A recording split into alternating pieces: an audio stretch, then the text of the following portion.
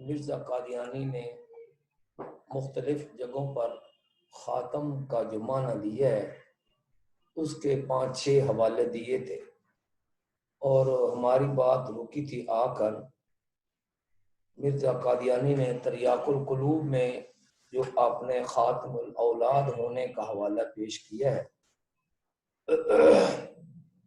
جہاں اس میں اور بہت ساری حوالے میں لغویات ہیں، وہاں اس حوالے سے ایک بڑا قیمتی جواب بھی ملتا ہے۔ جواب کیا ہے؟ اعتراض آتا ہے قادیانیوں کی طرف سے کہ اگر حضور صلی اللہ علیہ وسلم آخری نبی ہیں تو پھر حضرت عیسیٰ علیہ السلام کیسے آئیں گے؟ اور اگر حضرت عیسیٰ علیہ السلام آ جائیں گے تو پھر حضور علیہ السلام جو ہے وہ آخری نبی نہیں رہیں گے۔ تو اس سے ثابت ہوا کہ حضرت عیسیٰ علیہ السلام فوت ہو چکے ہیں۔ اگر آپ حضرت محمد صلی اللہ علیہ وسلم کو آخری نبی مانتے ہیں تو پھر یہ ماننا پڑے گا کہ عیسیٰ علیہ السلام فوت ہو چکے ہیں۔ اگر ان کو آپ زندہ مانتے ہیں تو پھر حضور صلی اللہ علیہ وسلم خاتم النبیین نہیں رہیں گے۔ اس کا اعتراض کا جواب مرزا قادیانی کا ہم نے جو 6 نمبر پر حوالہ پیش کیا تھا خاتم الاولاد والا، اس سے اس کا جواب ملتا ہے کہ حضور علیہ السلام کے خاتم الانبیاء ہونے سے یہ کیسے لازم آ گیا کہ حضرت عیسیٰ علیہ السلام جو وہ فوت ہو گئے؟ اور اگر حضرت عیسیٰ علیہ السلام فوت نہیں ہوئے تو پھر اس کا معنی یہ ہے کہ حضرت محمد صلی اللہ علیہ وسلم آخری نبی نہیں ہے۔ دیکھیں، یہ جو مرزا قادیانی نے تریاق القلوب کا حوالہ پیش کیا، اس میں وہ اپنے آپ کو خاتم الاولاد کہتے ہیں، اور کتاب البریہ میں جب انہوں نے اپنے خاندان کی ہسٹری بتائی تو اس میں اپنے بڑے بھائی غلام قادر کا بھی حوالہ دیا۔ اب مرزا غلام احمد قادیانی جو اپنے آپ کو اپنے والدین کا خاتم الاولاد کہہ رہا ہے، وہ بھی موجود ہے، اور اس کا بڑا بھائی مرزا غلام قادر وہ بھی موجود ہے۔ اب مرزا غلام قادر جو ہے، اس کے زندہ ہونے سے کوئی بھی یہ نہیں کہے گا کہ مرزا غلام احمد قادیانی وہ اپنے باپ کا آخری بیٹا ہے۔ اس میں کوئی بھی اشکال نہیں کرے گا کہ بڑے بھائی کے موجود ہونے سے یہ جو مرزا غلام احمد قادیانی کا چھوٹا بیٹا ہے، آخری بیٹا ہے مرزا غلام احمد قادیانی، کہ بھائی وہ خاتم الاولاد نہیں رہا۔ ایسے ہی یہ کوئی لازم ہے کہ اگر مرزا غلام احمد قادیانی وہ موجود ہے تو ضروری ہو گیا ہے کہ وہ اس کا بڑا بھائی مرزا غلام قادر مر چکا ہو۔ مرزا غلام احمد قادیانی موجود بھی ہے اور اس کا بڑا بھائی بھی موجود ہے، اور بڑے بھائی کے موجود ہونے کے باوجود مرزا غلام احمد قادیانی وہ جو خاتم الاولاد ٹھہرا ہوا ہے وہ بھی موجود ہے۔ بڑے بھائی کی موجودگی سے وہ جو اس کا خاتم الاولاد ہونا ہے اس کا کوئی فرق نہیں پڑتا۔ اسی طریقے سے سمجھ لیں کہ سیدنا عیسیٰ علیہ السلام مسلمانوں کے دعوے کے مطابق وہ الحمدللہ زندہ موجود ہے۔ تو حضرت عیسیٰ علیہ السلام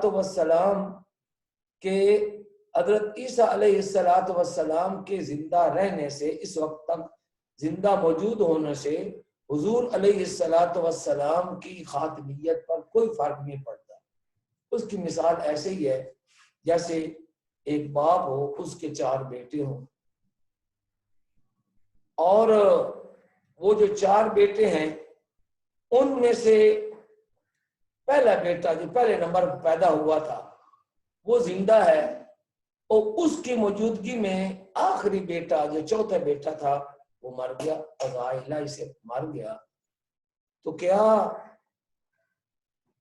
اگر وہ اپنے بڑے بھائی کی موجودگی میں مر گیا تو کیا اس سے یہ لازم آ جائے گا کہ وہ جو آدمی اب چھوٹا بھائی جو آخری نمبر پر فوت ہوا ہے اب وہ آخری نہیں رہا؟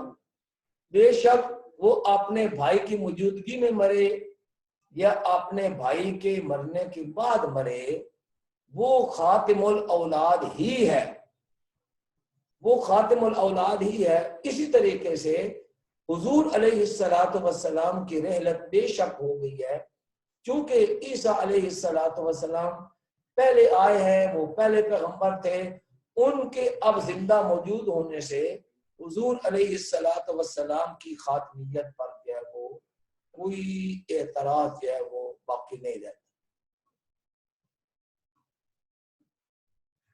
یہ چند یہاں باتیں ہم نے کرنی تھیں.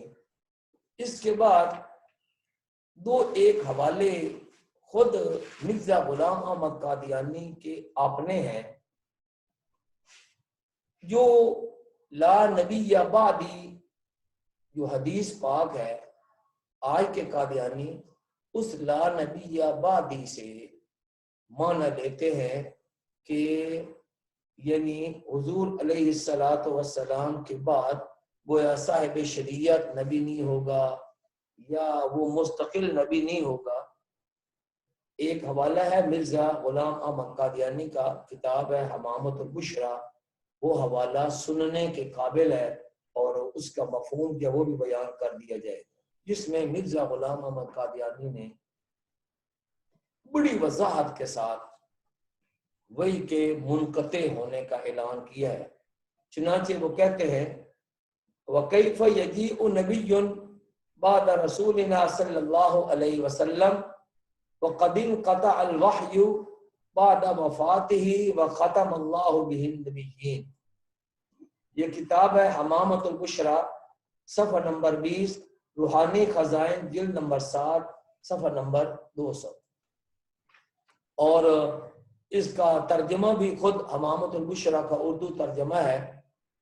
مرزا قادیانی کہتا ہے او حضرت صلی اللہ علیہ وسلم کے بعد کوئی نبی کیوں کر آوے. دیکھیں یہاں کوئی نبی، اس کوئی نبی میں نبی کی تینوں قسمیں آ گئے، چاہے صاحب شریعت نبی ہو، چاہے وہ غیر صاحب شریعت نبی ہو یا ذلی بروزی نبی. مرزا قادیانی کہتا ہے کہ حضرت صلی اللہ علیہ وسلم کے بعد کوئی نبی کیوں کر آ گئی، یعنی کسی قسم کا کوئی نبی نہیں آ سکتا، حالانکہ آپ کے وفات کے بعد وحی منقطع ہو گئی. بعین ہی یہ وہی الفاظ ہے جو حضور علیہ السلام نے فرمایا تھا. حضرت انس بن مالک رضی اللہ تعالی عنہ والی روایت ہے ان الرسالۃ والنبوۃ قد انقطعت، کہ نبوت اور رسالت یہ وہ منقطع ہو چکی. مرزا قادیانی بھی یہاں لا نبی بعدی کا معنی وہی کے نبوت کے منقطع ہونے سے کر رہا ہے، اور وہ کہتا ہے کہ آپ کے ساتھ نبیوں کو ختم کر دیا. آپ نے دیکھا کہ یہاں لا نبی بعدی کے الفاظ نہیں ہیں، اور مرزا غلام احمد قادیانی خود کہہ رہا ہے کہ اب نبوت ہے وہ منقطع ہو گئی. ایک اور جگہ کہتے ہیں حضرت صلی اللہ علیہ وسلم نے بار بار فرما دیا تھا کہ میرے بعد کوئی نبی نہیں آئے گا، اور حدیث لا نبی بعدی ایسی مشہور تھی کہ کسی کو اس کی صحت میں کلام نہ تھا.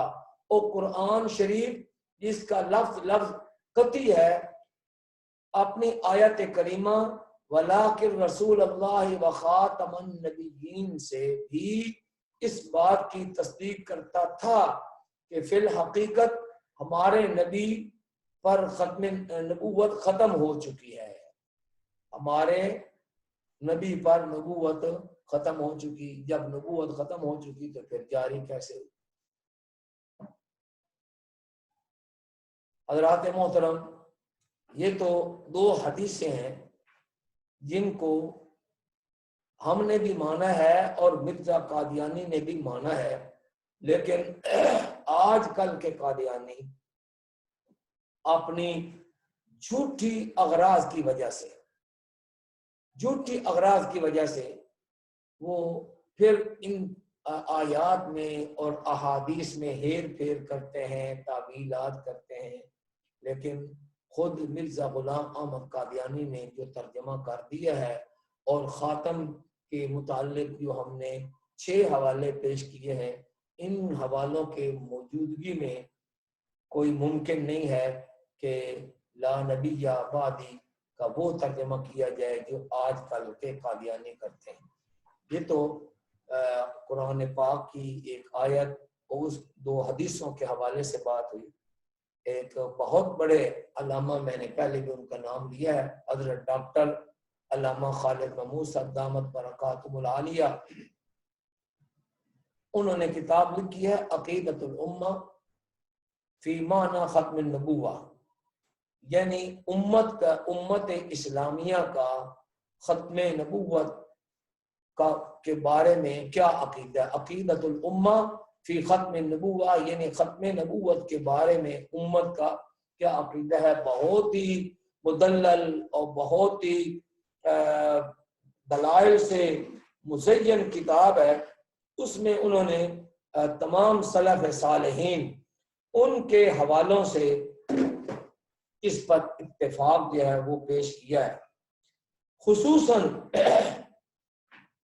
انبیاء کرام علیہ الصلوۃ والسلام کی بات تو اپنی جگہ پر ہے اور اس پر کوئی آدمی میم میخ نہیں نکال سکتا۔ ہمارے نبی کریم صلی اللہ علیہ وسلم کے خلفائے راشدین اور چند اور صحابہ کرام، ان کے بھی 8-9 حوالے جو ہے وہ پیش کیے ہیں۔ سب کے سب نے وہ جو الا ان الرسالۃ والنبوۃ قد انقطعت کی جو حدیث ہے، انہوں نے اپنے اقوال میں اس کی جو ہے بڑی وضاحت کی ہے، اور وہی لفظ بار بار روایات میں آتا ہے۔ چنانچہ سب سے پہلے ہم شہادت پیش کرتے ہیں سیدنا ابو بکر صدیق رضی اللہ تعالی عنہ کی۔ یہ کتاب ہے عقیدۃ الامہ فی ختم النبوت، کہ امت کا ختم نبوت کے بارے میں کیا عقیدہ ہے۔ اس کے بارے میں ہم نے یہ صفحہ نمبر 227 سے 235 تک کے فوٹو ہم نے اپنے جو زوم والا ہمارا سسٹم جو ہے وہ چل رہا ہے، اس میں وہ حوالے ہم نے پیش کر دیے ہیں۔ میں تھوڑے تھوڑے حوالے وہ آپ کو پڑھ کر سنا دیتا ہوں۔ معاملہ یہ ہوا کہ جب حضور علیہ السلام نے دنیا سے رحلت فرمائی تو بڑے سارے فتنوں نے وہ سر اٹھایا۔ ان میں مانعین زکوٰۃ بھی تھے اور زکوٰۃ کو نہیں دیتے تھے، ان کا انکار کر دیا تھا۔ وہ کہتے تھے کہ زکوٰۃ جو ہے وہ تو صرف حضور علیہ السلام کا حق تھا۔ اسی طریقے سے وہ مرتدین کا کوئی فتنہ جو ہے وہ پیدا ہو گیا۔ تو اس وقت حضور علیہ السلام کے خلیفہ اول سیدنا ابو بکر صدیق رضی اللہ تعالی عنہ نے جتنے بھی اس قسم کے لوگ تھے، چاہے وہ منکرین زکوٰۃ تھے یا وہ ارتدادی فتنہ تھا، ان دونوں کے خلاف آپ نے جہاد کا اعلان فرمایا۔ چنانچہ آپ فرماتے ہیں قد انقطع الوحی وتم الدین اینقص وانا حی، کہ وہی ختم ہو چکی، وتم الدین، اور دین مکمل ہو چکا، اینقص، کیا اب دین ناقص رہ جائے گا، وانا حی، اور میں زندہ ہوں، یعنی میرے زندہ ہوتے ہوئے دین یا اس کو ناقص کر دیا جائے گا، یعنی یہ ناممکن ہے۔ تو سیدنا ابو بکر صدیق رضی اللہ تعالی عنہ یہاں بھی انقطع کا لفظ استعمال فرما رہے ہیں کہ وہی جو ہے وہ اب منقطع ہو چکی ہے اور اس کو امام نسائی رحمہ اللہ تعالی نے جو ہے وہ نقل کیا ہے، اور اسی طریقے سے اور حضرات نے بھی اس چیز کو جو ہے وہ نقل کیا ہے۔ اسی طریقے سے حضرت ابو بکر صدیق رضی اللہ تعالی عنہ کے بعد سیدنا فاروق اعظم رضی اللہ تعالی عنہ کی شہادت بھی اس بات پر موجود ہے۔ چنانچہ آپ فرماتے ہیں اناس کانوا یأخذون بالوحی فی عہد رسول اللہ صلی اللہ علیہ وسلم وان الوحی قد انقطع وانما نأخذکم الآن بما ظہر لنا من اعمالکم فمن اظہر لنا خیرا آمناہ وقربناہ ولیس الینا من سریرته شیء اللہ محاسبہ فی سریرتہ۔ یہ بخاری شریف کی روایت ہے باب الشہداء، اور بخاری شریف جلد نمبر 1 صفحہ نمبر 365 ہے، باب الشہداء الحدود۔ سیدنا عمر فاروق رضی اللہ تعالی عنہ فرماتے ہیں کہ حضرت صلی اللہ علیہ وسلم کے عہد مبارک میں تو کئی لوگوں پر وحی کی اطلاع پر بھی مواخذہ ہو جاتا تھا، یعنی حضور علیہ الصلوۃ والسلام پر چونکہ وحی نازل ہوتی تھی تو اگر کوئی آدمی گڑبڑ کرتا ہوتا حضور علیہ الصلوۃ والسلام اس سے مواخذہ کر لیتے، اس کو بتا دیتے کہ تم یہ غلط طریق پر چل رہے ہو۔ لیکن آپ فرماتے ہیں اب چونکہ وحی منقطع ہو چکی، حضرت عمر فاروق رضی اللہ عنہ بھی فرما رہے ہیں کہ وحی جو ہے اب وہ منقطع ہو گئی ہے، ہم تم پر مواخذہ تمہارے انہی اعمال کی بنا پر کر سکتے ہیں جو ہمارے سامنے ہیں۔ جو اچھائی ظاہر کرے گا ہم اس سے بے خوف رہیں گے اور اسے اپنا مقرب بنا لیں گے، اور اس کے باطن کی تہ میں ہمیں کوئی سروکار نہیں، اس کا محاسبہ تو اللہ تعالیٰ کرنے والا ہے۔ تو حضرت عمر رضی اللہ تعالی عنہ بھی وحی کے منقطع ہونے کا اعلان فرما رہے ہیں۔ اسی طریقے سے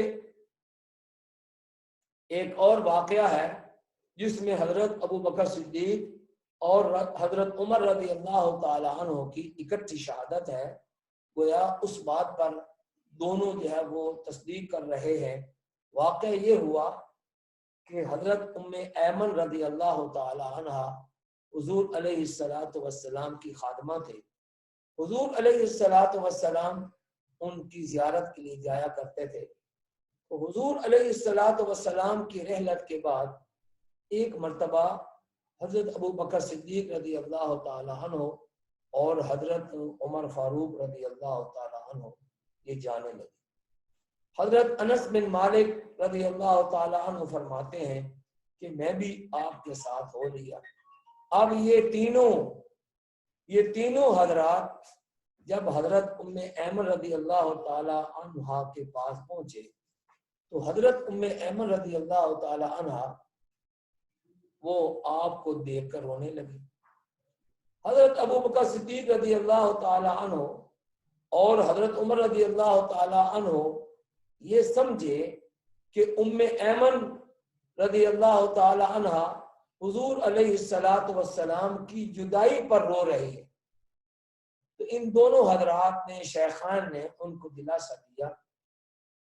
تو حضرت ام ایمن فرمانے لگی، عربی عبارت ہے آپ کا کلام، فرمایا قد علمت انما عند اللہ خیر لرسول اللہ صلی اللہ علیہ وسلم ولكن ابکی علی خبر السماء قد انقطع عنا۔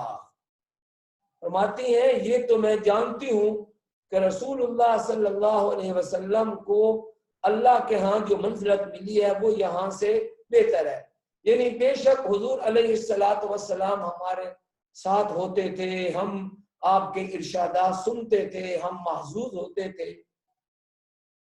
اب آپ ہمارے پاس سے چلے گئے، بے شک ہمیں اس کا تو جدائی کا دکھ ہے، مگر ہمارا یہ بھی یقین ہے کہ اللہ تعالیٰ نے اپنے پاس ان کو بلا کر جو مرتبہ اور مقام دیا ہے وہ یقیناً اس دنیا والے مرتبہ اور مقام سے بہتر ہے۔ تو گویا مجھے اس پر اتنا دکھ و غم نہیں ہے، بلکہ میرے رونے کا سبب یہ ہے کہ اب آسمانی خبروں کا یہاں آنا منقطع ہو چکا۔ اس روایت سے بھی یہ معلوم ہوا کہ حضرت ام ایمن رضی اللہ تعالی عنہ فرما رہی ہیں کہ اب وہی منقطع ہو چکی ہے۔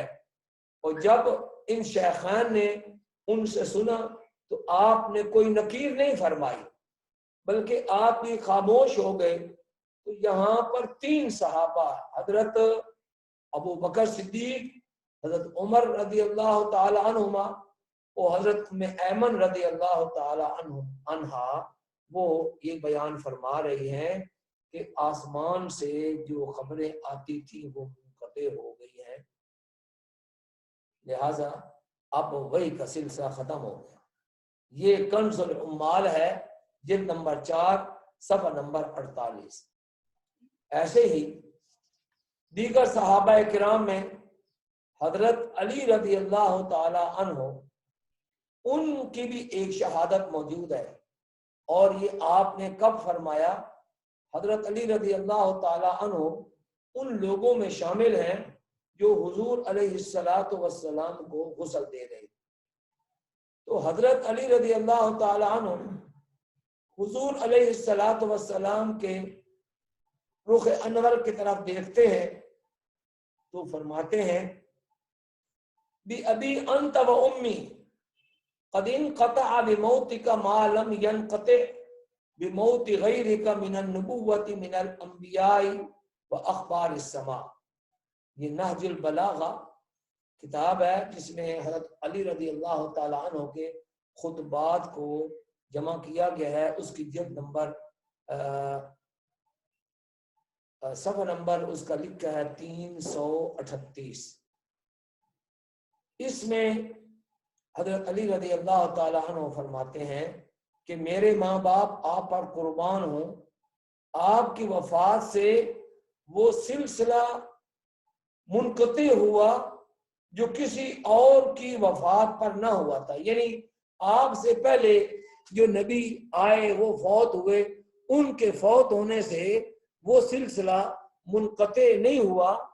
وہ جو آسمان کی خبریں آتی تھیں وہ پہلے منقطع نہیں ہوئی تھی، لیکن اب آپ کے چلے جانے کے بعد آسمان سے آنے والی وہ خبریں منقطع ہو چکی، لہذا حضرت علی رضی اللہ تعالی عنہ کا یہ فرمان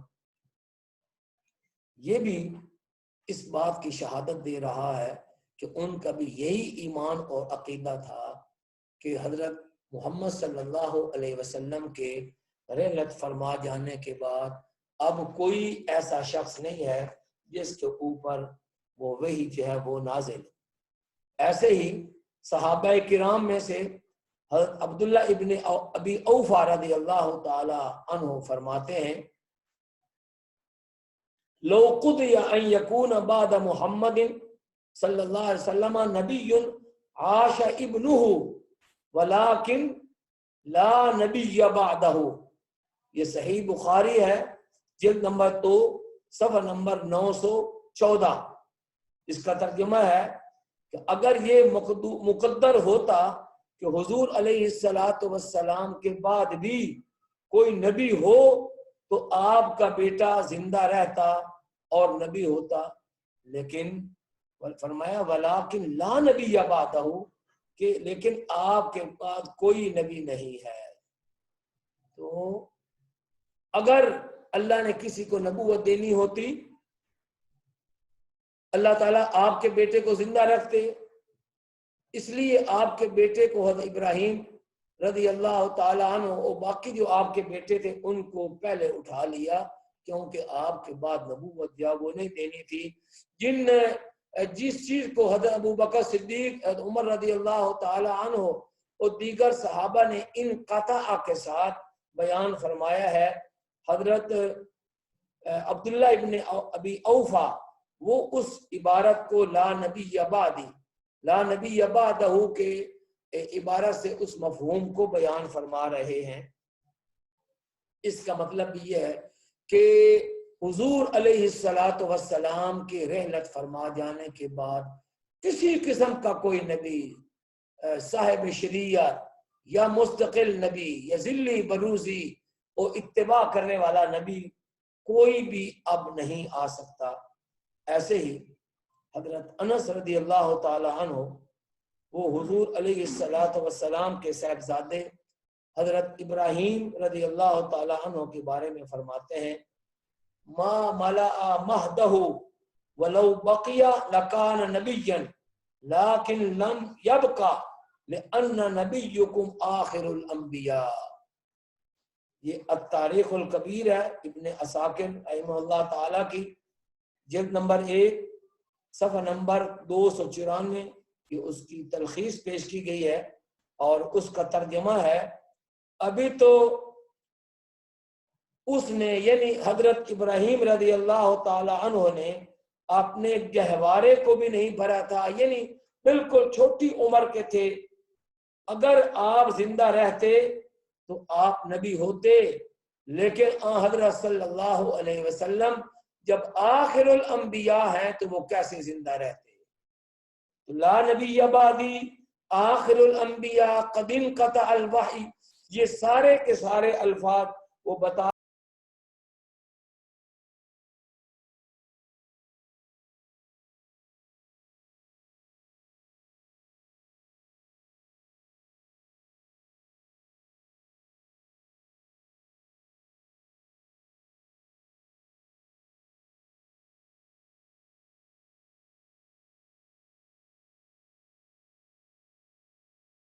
لکھے ہیں۔ وہ لکھتا ہے کہ اگر کبھی اتفاق سے ان سے یعنی مرزا کے والد سے کوئی دریافت کرتا کہ مرزا غلام احمد کہاں ہیں، تو وہ یعنی کہ مرزا غلام مرتضیٰ مرزا قادیانی کا والد وہ جواب دیتے کہ مسجد جا کر سقاوہ کی ٹونٹی میں تلاش کرو، اگر وہاں نہ ملے تو مایوس ہو کر واپس مت آنا، مسجد کے اندر چلے جانا، وہاں کسی گوشے میں تلاش کرنا، اگر وہاں بھی نہ ملے تو پھر بھی نا امید ہو کر لوٹ مت آنا، کسی صف میں دیکھنا کہ کوئی اس کو صف میں اس کو لپیٹ کر کھڑا کر گیا ہو، کیونکہ وہ تو زندگی میں مرا ہوا ہے۔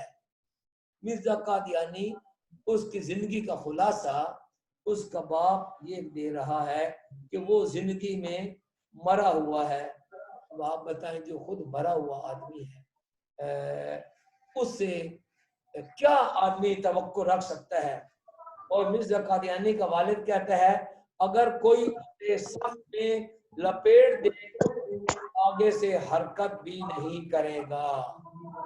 اس کا مطلب یہ نکلا کہ اگر کوئی انگریز اس کو جو قسم کا سبق دے دے، چاہے اس کے اپنے ایمان کا جنازہ نکلتا ہو اور اس کی غیرت کا سودا ہوتا ہو، مرزا قادیانی کو اس کی کوئی پرواہ نہیں تھی۔ کہتا ہے راوی کہ آپ کو شیرینی سے بہت پیار تھا، یعنی میٹھی چیز کھانے سے بڑا پیار تھا، اور مرض بول بھی عرصہ سے آپ کو لگی ہوئی تھی، یعنی چھوٹا پیشاب جو ہے وہ آتا تھا، کیونکہ مرزا قادیانی کی شوگر بھی بڑی ہائی درجے کی تھی۔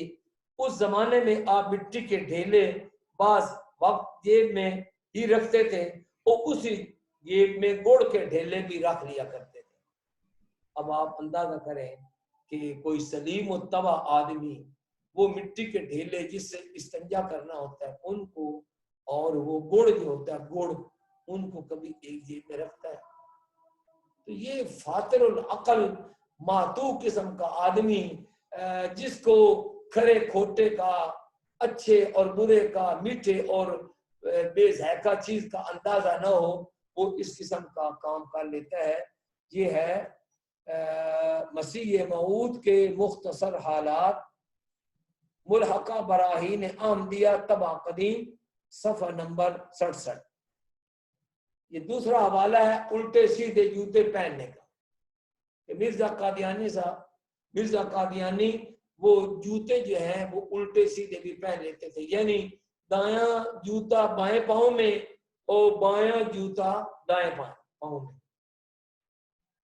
کہتے ہیں کہ ایک دفعہ کوئی شخص آپ کے لیے گرگابی لے کر آیا۔ گرگابی یہ پرانے زمان میں پنجابی بھی کہتے ہیں، آج کل جس کو ہم بوٹ کہتے ہیں، شوز کہتے ہیں، اس کو گرگابی کہا جاتا تھا۔ تو وہ گرگابی لے کر آیا، آپ نے پہن لی، مگر اس کے الٹے سیدھے پاؤں کا پتہ نہیں لگتا تھا۔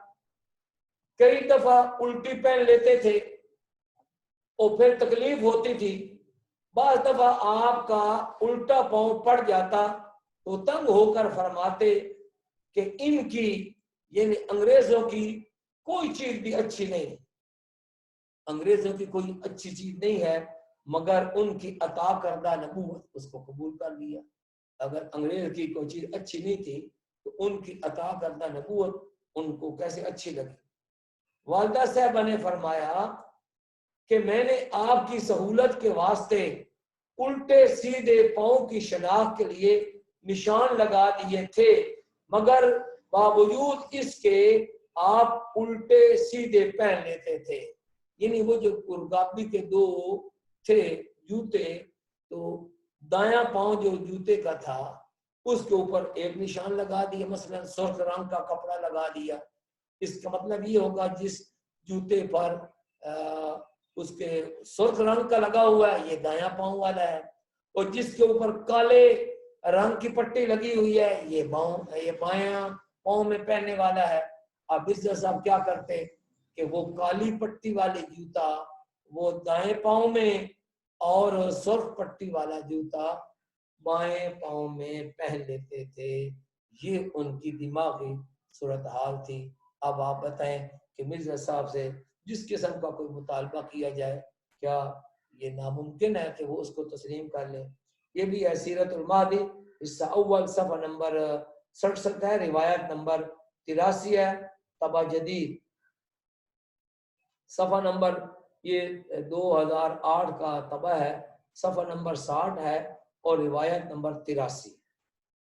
بٹن غلط کاج میں لگانا، یعنی مرزا صاحب کرتا پہنتے تھے، صدری پہنتے تھے، کبھی کبھی اس کے اوپر کوٹ ایسکن بھی پہن لیتے تھے، تو صدری کا بٹن کوٹ میں یا نیچے کا بٹن اوپر والے کاج میں، یہ بھی مرزا صاحب جو وہ کرتے تھے۔ کہتے ہیں بارہا دیکھا گیا کہ بٹن اپنا کاج چھوڑ کر دوسرے ہی میں لگے ہوئے ہوتے تھے، وہ خود بخود تو نہیں لگ جاتے تھے بٹن، مرزا صاحب لگاتے تھے تبھی وہ بٹن اوپر والے کاج میں لگ جاتے تھے، بلکہ اور کہتے ہیں صدری کے بٹن کوٹ کے کاجوں میں لگائے ہوئے دیکھے گئے۔ صدر کہتے ہیں سینے کو، تو سینے کو ڈھانپنے کے لیے ایک چھوٹی سی ایک واسکٹ جس کو کہتے ہیں وہ بنائی جاتی تھی، وہ نیچے پہنتے اس کے اوپر کوٹ پہنتے، مگر ہوتا کیا کہ صدری کا بٹن وہ کوٹ کے کاجوں میں لگا ہوتا۔ یہ مرزا صاحب کی اپروچ ہے۔ سیرت المہدی جلد نمبر 1 اور حصہ 2 صفحہ نمبر 126 روایت نمبر 444۔ ایک حوالہ اور دیکھیں، وہ ہے جرابیں پہننے کا۔ ڈاکٹر میر محمد اسماعیل نے مجھ سے بیان کیا کہ حضرت مسیح موعود اپنی جسمانی عادات میں ایسے سادہ تھے۔ یہ سادگی بھی بڑی عجیب ہے، اس سادگی کا پردہ بھی ہم پردہ فاش کریں گے۔ کہتے ایسے سادہ تھے کہ بعض دفعہ جب حضور جراب پہنتے تھے تو بے توجہی کی عالم میں اس کی ایڑی پاؤں کے تلوے کی بجائے اوپر کی طرف ہو جاتی، اور بارہا ایک کاج کا بٹن دوسرے کاج میں لگا ہوتا تھا۔ آپ بسا اوقات دایاں پاؤں بائیں میں ڈال لیتے تھے اور بایاں پاؤں دائیں میں۔ اسی طرح کھانا کھانے کا یہ حال تھا کہ خود فرمایا کرتے تھے کہ ہمیں تو اس وقت پتہ لگتا ہے کہ کیا کھا رہے ہیں جب کھاتے کھاتے کوئی کنکر وغیرہ کا ریزہ دانت کے نیچے آ جاتا ہے۔ ماشاءاللہ سارے ٹبر کی یہی حالت ہے کہ بنے ہوئے ہیں وہ قوم کے نبی، لیکن ان کے گھر میں کھانا ہی ایسا پکتا ہے، ان کی بیگم صاحبہ یا ویسے ان سے اکتائی ہوئی تھی کہ کیا دال اور کیا کنکر وہ سارے کے سارے اکٹھے پکا دیتے تھے۔ اس سے بھی آپ نے دیکھا کہ اس ایک روایت میں دو تین چیزیں ہیں کہ جرابیں ان کی ایڑی والا حصہ اوپر اور اوپر والا حصہ نیچے، ایسے ہی بٹن دوسرے کاج میں، اور دایاں جوتا بائیں پاؤں میں اور بایاں جوتا دائیں پاؤں۔ یہ بھی سیرت المہدی ہے، جلد نمبر 1 حصہ نمبر حصہ دوم صفحہ نمبر 58 ہے، روایت نمبر 375۔ آگے اور بھی کہتے ہیں جرابیں آپ سردیوں میں استعمال فرماتے، ان پر مسح فرماتے، بعض اوقات زیادہ سردی میں دو جرابیں اوپر تلے چڑھا لیتے، مگر بارہا جراب اس طرح پہن لیتے کہ وہ پیر پر ٹھیک نہ چڑھتی، کبھی تو سرا آگے لٹکا رہتا اور کبھی جراب کی ایڑی کی جگہ پیر کی پشت پر آ جاتی، کبھی ایک جراب سیدھی دوسری الٹی۔ ماشاء اللہ، اگر جراب کہیں سے پھٹ جاتی تو بھی مسح جائز رکھتے، جوتی اگر تنگ ہوتی تو اس کی ایڑی بٹھا لیتے۔ سیرت المہدی جلد نمبر 1 حصہ دوم صفحہ نمبر 127، روایت نمبر 444، طبع جدید، یہ سن 2008 میں طبع ہوا ہے، اس کا صفحہ نمبر ہے 418، روایت نمبر 447۔ حضرات محترم، یہ تو مرزا قادیانی کی جو عقلی اور عملی صورتحال ہے اس سے یہ کتاب بھری ہوئی ہے۔ یہ غیر ماہر عورتوں سے وہ ٹانگیں دبوانا اور بہت ساری ایسی چیزیں، مگر جب قادیانی سے کہا جاتا ہے کہ بھائی یہ تمہارے مرزا صاحب کیا تھے، اس قسم کی وہ یعنی جرابیں ایسے پہنتے تھے، بٹن کاج جو ہے وہ نیچے کے اوپر ڈالتے تھے، تو وہ کہتے ہیں کہ اصل میں ہمارے مرزا صاحب جو تھے وہ یاد الہی میں ایسے مستغرق ہوتے تھے کہ دنیا کے کاموں میں ان کو وہ کوئی رجحان نہیں ہوتا تھا، اور وہ ان کو کوئی خیال نہیں ہوتا تھا، اس لیے وہ دنیا کی چیزوں میں اتنی باریکی نگاہ سے وہ نہیں دیکھتے تھے، اور اس لیے جرابیں اوپر سیدھی الٹی سیدھی ہو جاتی تھیں، یا بٹن جو ہے وہ الٹے سیدھے ہو جاتے تھے، دوسرے کاجوں میں لگ جاتے تھے۔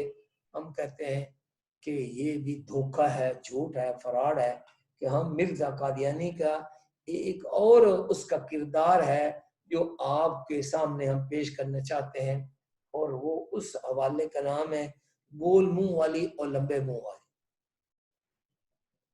اس کی کہانی کچھ اس طرح ہے کہ مرزا صاحب کا ایک مرید ہے میاں عبداللہ سنوری، وہ ایک بات نقل کرتے ہیں کہ مرزا صاحب کے ایک مرید تھے ظفر احمد کپور تھلوی، تو مرزا صاحب جو ہے ظفر احمد کپور تھلوی، ان کی پہلی بیوی جو ہے وہ فوت ہو گئی، اور ان کو دوسری بیوی کی تلاش تھی، وہ کوئی دیکھ رہے تھے کوئی رشتہ ناتا جو ہے وہ مل جاتا، تو مرزا غلام احمد قادیانی کو پتہ چلا کہ میرے مرید کو اس قسم کی وہ عورت کی بیوی کی ضرورت ہے، تو مرزا قادیانی نے خود اس کو آفر کی، کہا کہ ہمارے گھر میں 2 لڑکیاں رہتی ہیں، میں ان کو لاتا ہوں۔ تو پردے کے پیچھے اس زمانے میں چک ہوتی تھی، وہ بانس کے تیلوں سے وہ بنتی تھی، تھوڑے تھوڑے سوراخ ہوتے تھے، اس میں سے وہ دیکھ لیا کرتے تھے، تو انہوں نے کہا کہ میں ان کو لاتا ہوں لڑکیوں کو، تو ان کو پردے کے وہ چک کے پیچھے ان کو کھڑا کر دوں گا، ان میں سے آپ جو ہے وہ کسی کو ان 2 لڑکیوں کو پسند کر لیں۔ وہ بھی اس کے لیے تیار ہو گئے، چنانچہ مرزا صاحب ان 2 لڑکیوں کو لائے، بلا کر وہ کمرے کے دوسری طرف یعنی چیک کے دوسری طرف ان کو کھڑا کر دیا، اور ان کو کہا کہ ان کو دیکھ لو۔ وہ جو تھے میاں مظفر احمد کپور تھلوی، انہوں نے ان کو لڑکیوں کو دیکھ لیا، اب مرزا نے ان لڑکیوں کو رخصت کر دیا، اور میاں مظفر احمد کپور تھلوی سے پوچھا کہ بتاؤ تمہیں کون سی لڑکی پسند آئی، یعنی ان 2 لڑکیوں میں سے کون سی پسند آئی؟ وہ چونکہ اس کو بھی پہلی مرتبہ اس نے ان لڑکیوں کو دیکھا، نام تو جانتا نہیں تھا، وہ نام سے ان کو پہچانتے نہیں تھے، اس لیے انہوں نے کہا کہ جس کا منہ لمبا ہے وہ اچھی ہے۔ اس کے بعد حضرت صاحب نے میری رائے لی، میں نے عرض کیا کہ حضور میں نے تو دیکھا نہیں، یعنی یہ جو تھے سنوری صاحب، انہوں نے کہا میں نے دیکھا نہیں ہے، لہذا میں کیا رائے دے سکتا ہوں۔ تو اس پر مرزا صاحب خود فرمانے لگے میرے خیال میں تو دوسری لڑکی بہتر ہے جس کا منہ گول ہے۔ پھر فرمایا جس شخص کا چہرہ لمبا ہوتا ہے وہ بیماری وغیرہ کے بعد عموماً بدنما ہو جاتا ہے، لیکن گول چہرہ کی خوبصورتی قائم رہتی ہے۔ اس لیے مرزا صاحب کہہ رہے ہیں کہ وہ جو گول چہرے والی لڑکی ہے تم اس کو پسند کر لو۔ یہ کتاب وہی سیرت المہدی ہے، جلد نمبر 1 حصہ اول صفحہ نمبر 259 ہے، اور طبع جدید یہ 2008 کا اس کا صفحہ نمبر ہے 240 اور 241، روایت نمبر ہے 268۔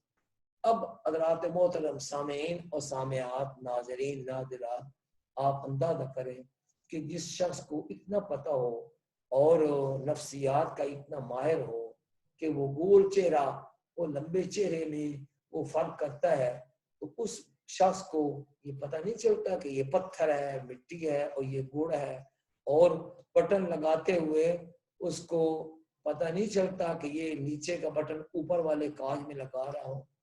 یہ یعنی ساری خود ساختہ یہ چالیں ہیں۔ اس لیے قادیانیوں کا یہ کہنا کہ جناب مرزا صاحب سادے آدمی تھے اس لیے وہ اس قسم کے کام کر جاتے تھے، ان کا یہ کہنا درست نہیں۔ یہ حضرات محترم میں نے مرزا قادیانی کے عملی زندگی کے کچھ حوالے پیش کیے ہیں جو ان کا کردار تھا۔ اب میں ایک نئی بات کی طرف آنا چاہتا ہوں، اور وہ یہ ہے کہ عام طور پر یہ ایک سوال کیا جاتا ہے کہ مرزا غلام احمد قادیانی وہ جب ہماری طرح نمازیں پڑھتا تھا، روزے رکھتا تھا، دیگر عبادات کرتا تھا، تو اس کو جو ہے وہ کافر کیوں کہا جاتا ہے اور اس کو مسلمان تسلیم کیوں نہیں کیا جاتا؟ لہذا اس کو صحیح بندہ ماننا چاہیے، قادیانیوں کو بھی صحیح اس انسان جو ہے وہ تسلیم کرنا چاہیے۔ تو اس کے دو جواب ہیں، ایک تو الزامی جواب ہے، وہ یہ کہ ہم قادیانیوں سے کہنا چاہتے ہیں کہ اگر تمہارے جو قادیانی ہو، تم یا تمہارا بڑا جو تمہارا مقتدا ہے، اس کی نمازیں پڑھنا، اس کے روزے رکھنا، زکوٰۃ ادا کرنا، تمہارا صدقات خیرات کرنا، یا جیسے تم چوری چھپے حج کر لیتے ہو، عمرہ کر لیتے ہو، اب اگرچہ اس پر حکومت سعودی حکومت کی پابندی ہے، لیکن چونکہ تم اپنے آپ کو پاسپورٹ میں شناختی کارڈ میں مسلمان ظاہر نہیں کرتے تو تم چوری چھپے چلے جاتے ہو۔ اب سوال یہ ہے کہ تم اپنے ایمان، اپنے مسلمان ہونے کی نشانی یہ بتاتے ہو کہ ہم سارے کام مسلمانوں والے کرتے ہیں، مگر مسلمان اس کے باوجود وہ ہمیں مسلمان تسلیم نہیں کرتے۔ تو یہی سوال ہم مسلمان یا وہ قادیانیوں سے کرتے ہیں اور کر سکتے ہیں، اور وہ یہ کہ دیکھو مسلمانی کی جو نشانی ہے تم بتا رہے ہو وہ الحمدللہ تم سے بدرجہ بہتر ہمارے اندر موجود ہیں۔ الحمدللہ ہم 5 وقت کی نماز بھی پڑھتے ہیں، حضور علیہ السلام کو بغیر کسی استثناء کے، بغیر کسی تعویل کے، بغیر کسی حیل و حجت کے آپ کو نبی، امام الانبیاء، آخری نبی مانتے ہیں، آپ کے بعد ہر قسم کی نبوت کے دروازے کو بند مانتے ہیں، تمام صحابہ کرام کو معیار حق سمجھتے ہیں، اور ہم کہتے ہیں کہ ہماری ایک آنکھ کا نور اہل بیت ہیں تو دوسری آنکھ کا نور صحابہ کرام ہیں، ہم بیت اللہ شریف کی طرف منہ کر کے نماز پڑھتے ہیں، یہ ساری صفات ہمارے اندر ہیں۔ تو جیسے ہم انشاءاللہ اس بحث کے آخر میں بتائیں گے، مرزا قادیانی نے خود اور اس کے بیٹے مرزا بشیر الدین محمود، مرزا بشیر احمد ایم اے نے اپنے نہ ماننے والوں کو سب کو کافر اور جہنمی کہا ہے۔ تو ہمارا بھی سوال بنتا ہے کہ جب ہمارے اندر مسلمانوں والی ساری نشانیاں موجود ہیں تو پھر قادیانی ہمیں کافر کیوں کہتے ہیں؟ اور ایک اور بات کہ اگر یہ ظاہری اعمال، نماز روزہ پڑھنا، حج زکوٰۃ ادا کرنا یا قبلے کی طرف رخ کر کے نماز پڑھنا یہ ایمان کے لیے کافی تھے، تو ہمارا ایک اور سوال بنتا ہے، اور وہ یہ کہ مسلمہ کذاب جس نے حضور علیہ السلام کے آخر زمانہ میں نبوت کا دعویٰ کیا تھا، حالانکہ وہ حضور علیہ السلام کی نبوت کو مانتا تھا، اور اس نے حضور علیہ السلام کو جو خط لکھا تھا اس میں وہ خط کی ہیڈنگ یہ ہے، من مسلمہ رسول اللہ الی محمد رسول اللہ، کہ یہ خط ہے مسلمہ جو کہ بذام خود اپنے آپ کو اللہ کا رسول کہتا تھا، وہ کہتا ہے یہ اس مسلمہ کی طرف سے خط ہے اور جا رہا ہے حضرت محمد صلی اللہ علیہ وسلم کی طرف جو کہ اللہ کے رسول ہیں۔ وہ مسلمہ کذاب حضور علیہ السلام کو رسول مانتا تھا اور وہ نمازیں پڑھتا تھا، قبلہ کی طرف رخ کرتا تھا۔ میں بذات خود وہ بستی جہاں پر یمامہ رہتا تھا، میں نے وہ بستی جا کر خود دیکھی ہے، اور اس بستی میں مساجد کے آثار دیکھے ہیں، اگرچہ وہ مسجدیں کچی مٹی اور پتھروں سے بنی ہوئی ہیں، آج تک ان کی وہ مغربی جو دیواریں ہیں وہ کھڑی ہیں، موجود ہیں، اور وہاں پر وہ محرابیں بنی ہوئی ہیں، ہمارے پاس ان کے فوٹو موجود ہیں، کوئی وقت ملا تو ہم آپ کو وہ فوٹو جو ہے وہ دکھا سکتے ہیں، ان کے مسلمہ کذاب کے یمامہ کی بستی کے فوٹو ہم دکھا سکتے ہیں، اور ہم نے وہاں نشاندہی کی ہے کہ وہاں پر وہ محرابیں جو ہے وہ بنی ہوئی ہیں۔ تو بھائی اگر نمازیں پڑھنا، روزے رکھنا، زکوٰۃ دینا، حج کرنا، قبلہ کی طرف منہ کر کے نماز پڑھنا یہ ایمان کی نشانی ہے، تو یہ ساری نشانیاں تو پھر مسلمہ کذاب میں بھی پائی جاتی تھی۔ اور یہ جو کہا جاتا ہے کہ اہل قبلہ کو کافر نہ کہا جائے، اس میں وہاں امام ابو حنیفہ رحمۃ اللہ علیہ اور دیگر جو عقائد کے علم الکلام کے جو علماء ہیں انہوں نے بڑی وضاحت یہ کی ہے کہ اہل قبلہ ہونے کے ساتھ ساتھ وہ اللہ تعالیٰ کی وحدانیت کا اور حضرت محمد صلی اللہ علیہ وسلم کی ختم نبوت کا اور تمام ضروریات دین، یعنی ایسے مسائل جن کا دین میں سے ہونا وہ ضروری قرار دیا گیا ہے اور پختہ دلائل سے وہ چیزیں ثابت ہیں، ان پر بھی وہ بالقطع یقین رکھتا ہو، ایسا شخص کو ہم مسلمان کہیں گے۔ تو قادیانیوں سے سوال ہے کہ ایک تو ہم مسلمان، یہ سارے اعمال مسلمانوں والے مومنین والے ہم کرتے ہیں، تو پھر قادیانی ہمیں کافر کیوں کہتے ہیں؟ دوسری بات کہ ہم دیکھتے ہیں اس مسلمہ کذاب کو، وہ حضور علیہ السلام کو نبی بھی مانتا تھا، اگر صرف یہ قبلہ کی طرف رخ کر کے نمازیں پڑھنا اور یہ اچھے کام کرنا یہ ایمان اور اسلام کے لیے کافر اسلام اور ایمان کے لیے کافی ہے، تو پھر یہ باتیں کو خوبیاں مسلمہ کذاب میں بھی پائی جاتی تھی۔ تو پھر سیدنا ابو بکر صدیق رضی اللہ تعالی عنہ نے وہ لشکر جرار بھیج کر ان منکرین ختم نبوت، ان مرتدین کے ساتھ ان کے خلاف جنگ کیوں کی تھی، اور 1200 صحابہ کرام کو شہید کیوں کروایا تھا، 24,000 اس مسلمہ کذاب کے ماننے والوں کو تہتے کیوں کیا تھا۔ وہ مسلمہ کذاب جو حضور علیہ السلام کو नबी मान कर खत लिख रहा था उसको कत्ल क्यों किया गया था?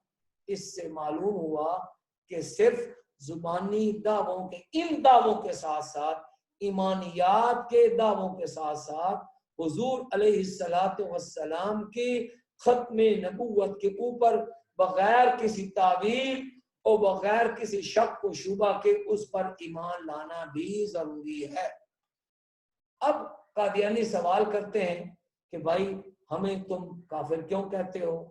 और आम सादा लोग भी क्या देते हैं कि देखो जनाब वो तो बड़े बारिश हैं, वो पगड़ी बांधी होती है, वो कुरान से इस्तदलाल करते हैं और बड़े सूफी बन के फिरते हैं, आप उनको काफिर क्यों कहते हैं? उनके वजूह कुफर तो बहुत सारे हैं, हजरात उलमाए किराम ने वो जमा किए हैं, तो मैं याद दहानी के लिए और ये एक रिकॉर्ड बन जाए उसके लिए मैं वो वजूह कुफर जो है वो नोट करवाता हूँ, मैं रिकॉर्ड करवाता हूँ। उनके हवाले मौजूद हैं कि कादियानियों ने मुसलमानों के बारे में, सिर्फ आम मुसलमान नहीं, सहाबा किराम और खुसूसन सैयदना ईसा ईसा अलैहिस्सलातु वस्सलाम और उनकी वालिदा हजरत मरियम सलामुल्लाह अलैहा के मुताल्लिक क्या क्या बकवास किए हैं, क्या हफवात और क्या नंगी गालियां दी हैं। हम चंद नमूने आपको पेश करना चाहते हैं। पहले तो उनके वजूह कुफर की एक फहरिस्त है, वो मैं गिनवाता हूँ, फिर थोड़ा थोड़ा उनका हवाला जो है पेश किया जाएगा। नंबर 1, मिर्जा कादियानी का दावा नबूवत, आपने ये पढ़ भी लिया है, हम इंशाल्लाह फिर हवाले से साबित करेंगे। नंबर 2, ईसा अलैहिस्सलातु वस्सलाम की बगैर बाप विलादत का इनकार करना। नंबर 3, सैयदना ईसा अलैहिस्सलातु वस्सलाम के रफ़ा और नुज़ूल का इनकार। नंबर 4, सैयदना ईसा और हजरत मरियम सलामुल्लाह अलैहिमा की शान में नाकाबिल बयान गुस्ताखियां। नंबर 5, हजरत ईसा अलैहिस्सलाम के अलावा दीगर अंबिया अलैहिमुस्सलातु वस्सलाम की इहानत, खुसूसन हुजूर अकरम सल्लल्लाहु अलैहि वसल्लम की शान में बेअदबी और गुस्ताखी। नंबर 6, हजरत ईसा अलैहिस्सलाम के मोजज़ात का इनकार। नंबर 7, इस्लामी फरीज़ा जिहाद का इनकार। नंबर 8, मिर्जा को न मानने वाले मुसलमानों की तकफीर। अब और ये तफसील जब वो ली गई है, रुएदाद मुकदमा बहावलपुर जो एक बड़ा तारीखी मर्तबा और मकाम रखता है, 2 जिल्दों पर मौजूद है मुकदमा बहावलपुर की रिपोर्ट, उसमें इसकी तफसील है, लेकिन हम उनमें से चंद हवाले याद जो है वो पेश करना चाहते हैं। हाँ, पहली चीज जैसे हमने कही कि मिर्जा कादियानी का दावा नबूवत, कोई कहेगा, जैसे मैंने पहले दिन ही कहा था कि लोग कहते हैं कि मिर्जा कादियानी ने तो नबूवत का दावा किया ही नहीं। अब चंद एक किताबों से हम मिर्जा कादियानी के दावा नबूवत के वो जो है वो हवाले पेश करते हैं। नंबर 1, मिर्जा कादियानी कहता है मुहम्मदुर रसूलुल्लाह वल्लज़ीना मअहू, ये मशहूर आयत है सूरत फतह की आखिरी आयत है। मिर्जा कादियानी कहते हैं इस वही इलाही में मेरा नाम मोहम्मद रखा गया और रसूल भी। तो देख ले, दो दावे, कहते हैं मेरा नाम मोहम्मद भी है और रसूल भी। भाई तुम्हारे अब्बा ने गुलाम मुर्तजा ने तो तुम्हारा नाम गुलाम अहमद रखा था, गुलाम अहमद से तुम मोहम्मद कैसे बन गए और रसूल कैसे बन गए? यह है एक गलती का इजाला, सफ़ा नंबर 3, रूहानी खजाइन जिल्द नंबर 18, सफ़ा नंबर 207। नंबर दूसरा हवाला, मिर्जा कादियानी कहते हैं और मैं उस खुदा की कसम खाकर कहता हूँ जिसके हाथ में मेरी जान है कि उसी ने मुझे भेजा है और उसी ने मेरा नाम नबी रखा है और उसी ने मुझे मसीह मऊद के नाम से पुकारा है। नबी भी बन गया, मसीह मऊद भी बन गया। हम कादियानियों को फिर भी कहते हैं कि कादियानियों, अगर तुम लोगों को धोखा देने के लिए कहते हो कि हमारे मिर्जा ने ये दावे नहीं किए, हम आपको ये दावे दिखा रहे हैं। ये इतनी बड़ी जिल्दें जो है वो पड़ी हुई हैं, अगर हमने तो इसका भी ऑपरेशन करना था कि ये सारी की सारी 23 जिल्दें یہ مرزا قادیانی کی آپ نے لکھی ہوئی ہے یا باقاعدہ خط لکھ کر لوگوں سے امداد مانگتا تھا کہ اس متعلق جو ہے وہ حقیقت الوحی اور براہین احمدیہ کہ میں نے وہ اسلام کی حقانیت کے دلائل لکھنے، آپ بڑے عالم فاضل ہیں، مجھے آپ جو ہے وہ اس قسم کی عبارتیں لکھ کر دیں، میں بڑا استفادہ کروں گا. اور کہتے ہیں مجھے کوئی ایسی وحی بھی ہو گئی کہ جن کے معنی مجھے ابھی تک سمجھ کچھ نہیں آیا. وہ آپ نے معنی سمجھنے کے لیے آپ نے مریدوں کے پاس اپنی وحیوں کو بھیجا کرتے تھے. یقیناً یہ جو 23 جلدیں ہیں مرزا قادیانی کی آپ نے نہیں ہے، اس میں بہت بڑی امداد لی گئی ہے. مگر جو کچھ بھی ہے یہاں مرزا قادیانی وہ کہہ رہا ہے کہ اللہ نے ہی مجھے مسیح موعود کے نام سے پکارا ہے. تو اس میں اپنے آپ کو نبی بھی کہہ رہا ہے اور مسیح موعود بھی کہہ رہا ہے. تو کوئی قادیانی اگر یہ کہے کہ مرزا قادیانی نے تو نبوت کا دعویٰ کیا ہی کوئی نہیں ہے، تو بھائی اگر دعویٰ نہیں کیا، یہ کتابیں ساری موجود ہیں. مثال کے طور پر یہی پہلا حوالہ. دوسرا حوالہ یہ ہے تتمۃ الوحی، تتمہ حقیقت الوحی، اس کا صفحہ نمبر 68 ہے. روحانی خزائن جلد نمبر 22 اور صفحہ نمبر 503 ہے. دیکھیں اس کتاب میں مرزا قادیانی نے اپنے آپ کے نبی ہونے اور مسیح موعود ہونے کا دعویٰ کیا ہے یا نہیں. تو اگر مرزا نے دعویٰ نہیں کیا، یہ کتابیں جھوٹی ہیں.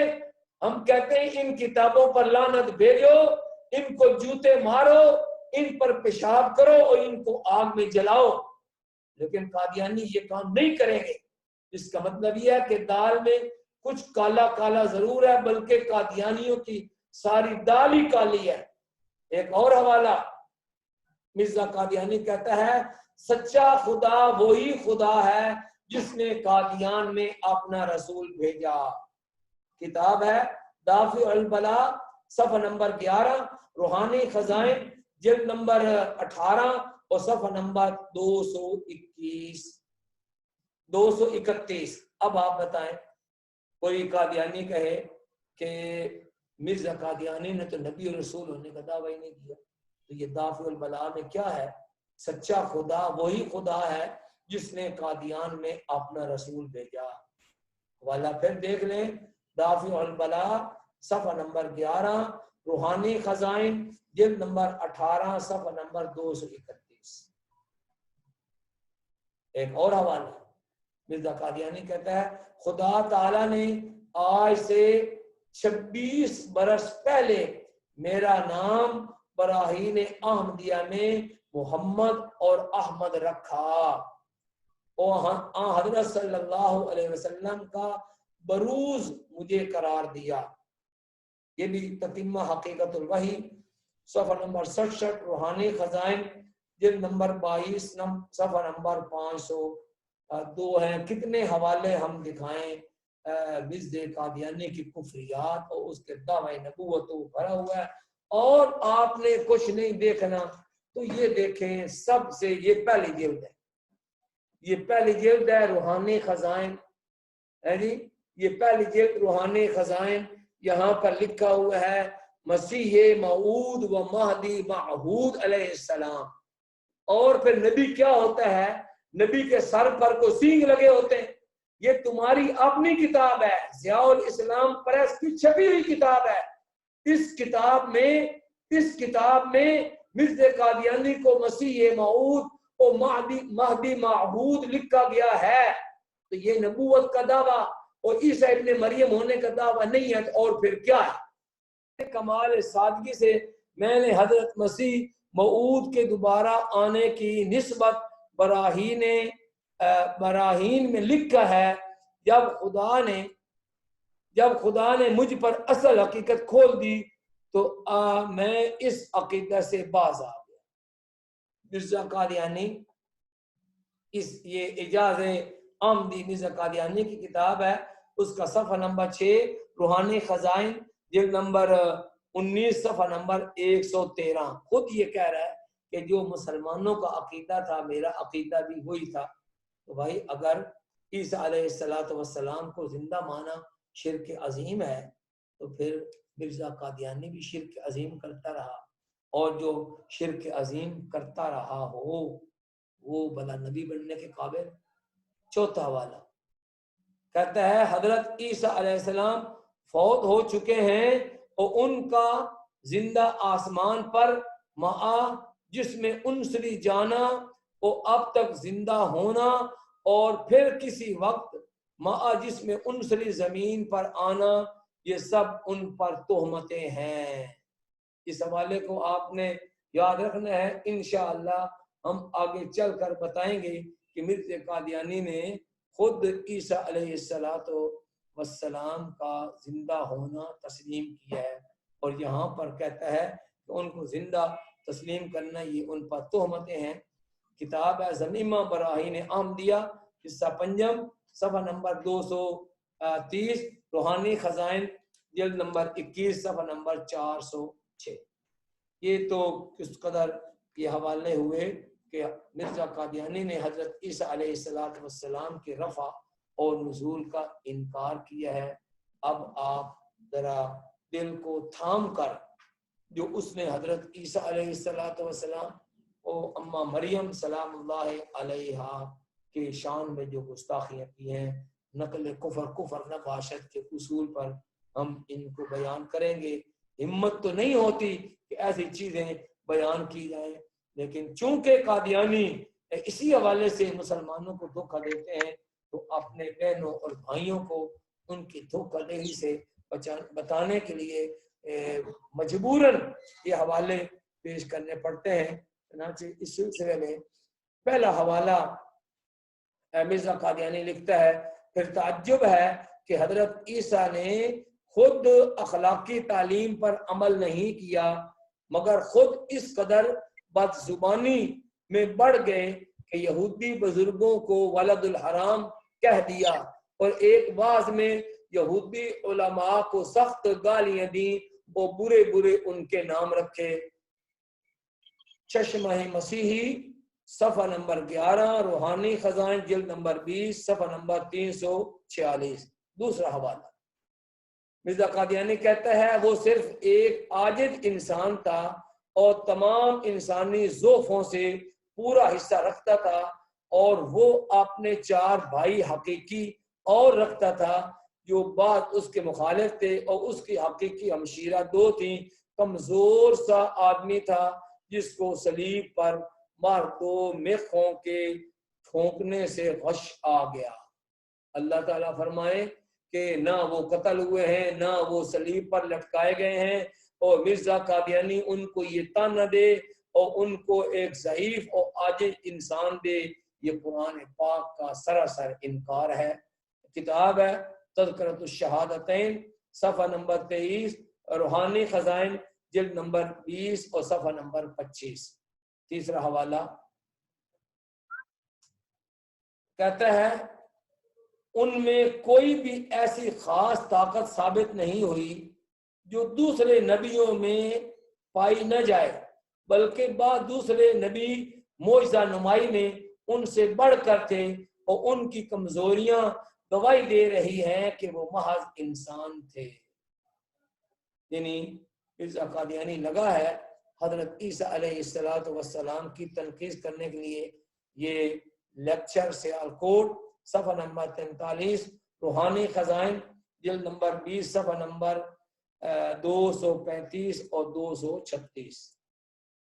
ایک اور حوالہ کہتا ہے میں عیسیٰ مسیح کو ہرگز ان امور میں اپنے پر کوئی زیادت نہیں دیکھتا۔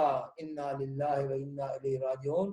نقل کفر نباشت مرزا قادیانی کہتا ہے میں عیسیٰ مسیح کو ہرگز ان امور میں اپنے پر کوئی زیادت نہیں دیکھتا، یعنی جیسے اس پر خدا کا کلام نازل ہوا ایسے ہی مجھ پر بھی ہوا، اور جیسے اس کی نسبت معجزات منسوب کیے جاتے ہیں، میں یقینی طور پر ان معجزات کا مصداق اپنے نفس کو قرار دیتا ہوں، بلکہ ان سے زیادہ۔ لعنت اللہ علی الکاذبین۔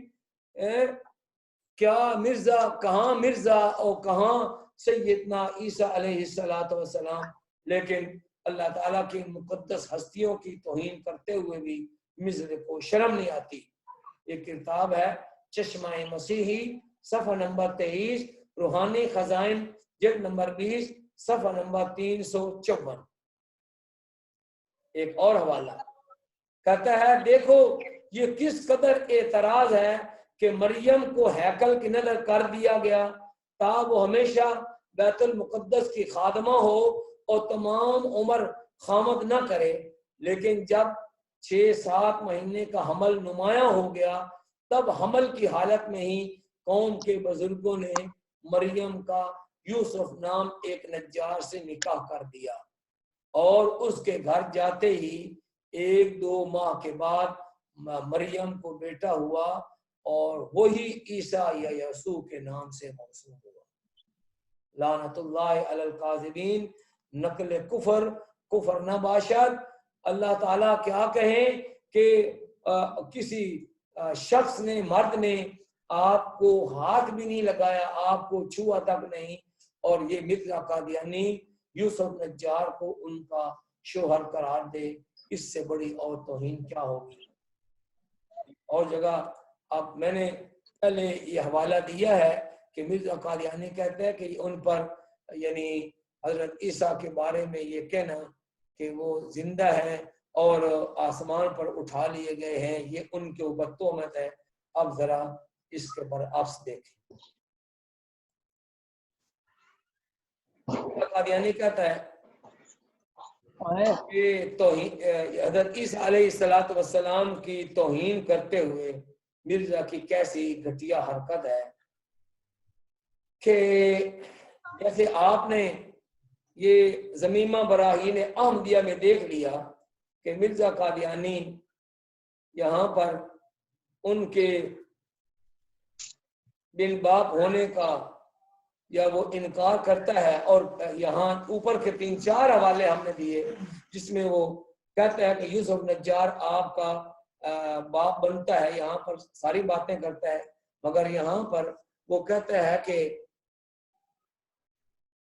یہی کتاب جو اس کو آگے آپ چل کر دیکھیں گے، اس میں اب یہ کہتا ہے مرزا قادیانی کہ عیسیٰ علیہ السلام بن باپ پیدا ہونے کو وہ تسلیم بھی کرتا ہے، چنانچہ کہتا ہے جس حالت میں برسات کے دنوں میں ہزارہا کیڑے مکوڑے خود بخود پیدا ہو جاتے ہیں، اور حضرت آدم علیہ السلام بھی بغیر ماں باپ کے پیدا ہوئے، تو پھر حضرت عیسیٰ کی اس پیدائش سے کوئی بزرگی ان کی ثابت نہیں ہوتی، بلکہ بغیر باپ کے پیدا ہونا بعض قوا سے محروم ہونے پر دلالت کرتا ہے۔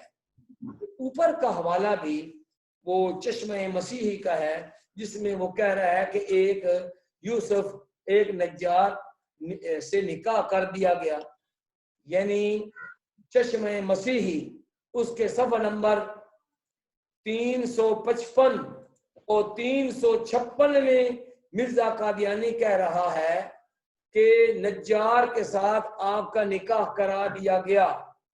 اسی کتاب یعنی چشمہ مسیح کے تقریباً وہی صفحہ، اس کا صفحہ نمبر 356 ہے، اس میں وہ کہتا ہے کہ اگر عیسیٰ علیہ السلام بغیر باپ کے پیدا ہو گئے تو یہ کون سے کمال کی بات ہے۔ حضرت آدم علیہ السلام بھی تو بغیر باپ کے پیدا ہو گئے تھے، اور پھر یہ دیکھو کہ حضرت عیسیٰ علیہ السلام کی پیدائش کو وہ ہزار کیڑے مکوڑے ان کے ساتھ تشبیہ دیتا ہے کہ جیسے اعوذ باللہ من ذالک ہزار کیڑے مکوڑے خود پیدا ہو جاتے ہیں، تو حضرت عیسیٰ علیہ السلام اگر خود بخود پیدا ہو گئے ہیں تو یہ کون سی خوبی کی۔ اس کے افسوسناک بات اگلی ہے، مرزا قادیانی کہتا ہے حضرت عیسیٰ علیہ السلام شراب پیا کرتے تھے، شاید کسی بیماری کی وجہ سے یا پرانی عادت کی وجہ سے۔ کی باتیں ان کے اوپر شراب کا الزام لگانا، صفحہ نمبر 65 صفحہ نمبر 65 روحانی خزائن حاشیہ جلد نمبر روحانی 19 خزائن اور صفحہ نمبر 19 اور صفحہ نمبر 71 اور بہت ہی افسوس اور خوفناک حوالہ صرف حضرت عیسیٰ کی والدہ نہیں، نانیاں اور دادیاں ان کو تجویز کر کے ان کو گالی دیتا ہے۔ مرزا قادیانی کہتا ہے آپ کا خاندان بھی نہایت پاک اور مطہر ہے، 3 دادیاں اور نانیاں آپ کی زناکار کسبی عورتیں تھیں، ان سے آپ کا وجود توحید پذیر ہوا۔ یعنی پہلے تو کبھی کسی جگہ وہ کہتا ہے بغیر باپ کے پیدا نہیں ہو سکتے۔ ہم نے ابھی وہ چشمہ مسیحی کا حوالہ دیا، ایک ہی جگہ پر کہتا ہے کہ اگر ان کو یہ کہا جائے کہ وہ بغیر باپ کے پیدا ہوئے ہیں تو یہ بڑی بری بات ہے، اور ان کا نکاح ہو گیا تھا، چشمہ مسیحی میں کہے کہ جناب وہ اگر بغیر باپ کے پیدا ہو گئے تو یہ کون سی کمال کی بات ہے۔